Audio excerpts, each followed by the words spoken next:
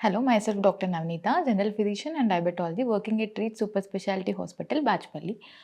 ఓపీడీలో జనరల్‌గా అందరికీ routine చెకప్‌లో sugar test రాయడం జరుగుతూ ఉంటుంది. వాళ్ళు బేసికల్‌గా అడిగే క్వెషన్ ఏంటి అంటే, నేను ఎక్కువగా షుగర్ తినను, యాక్టివిటీ బాగానే చేస్తాను, నా డైట్ అంతా బానే ఉంటుంది, నాకు షుగర్ వచ్చే ఛాన్సెస్ చాలా తక్కువ మేడం, అవసరమా అని అడుగుతూ ఉంటారు. షుగర్ తక్కువగా తీసుకోవటం కానీ, యాక్టివిటీ బాగా ఉండటంలో షుగర్ వచ్చే ఛాన్సెస్ తక్కువగా ఉంటుంది. కానీ అదొక్కటే రీజన్ కాదండి.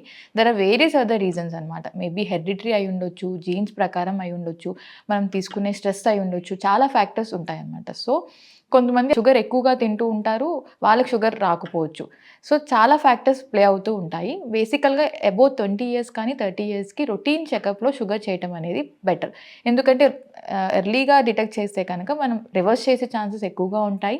They may not land in complications కూడా అనమాట. అది మనం ఒక 5, 6 ఇయర్స్ వరకు డిటెక్ట్ చేయకుండా తర్వాత కనుక మనకి ఆ షుగర్ ఉంది అని బయటపడితే, ఆ స్టేజ్ రివర్స్ చేసే స్టేజ్ పాస్ అయిపోతుంది కాబట్టి, వాళ్ళు ఈజీగా కాంప్లికేషన్స్‌లోకి వెళ్ళే ఛాన్సెస్ కూడా ఎక్కువగా ఉంటాయి. షుగర్ కంట్రోల్ చేయటం కూడా చాలా కష్టం. వాళ్ళకి ఇన్సులిన్ రిక్వైర్మెంట్ వచ్చే ఛాన్సెస్ కూడా ఎక్కువగా ఉంటాయన్నమాట. సో, యాస్ ఎ బేసిక్ ఇన్వెస్టిగేషన్స్‌లో అబోవ్ 20 ఇయర్స్ ఉంటే కనుక యాన్యువల్లీ షుగర్ చెకప్ చేసుకోవటం అనేది చాలా మంచిది.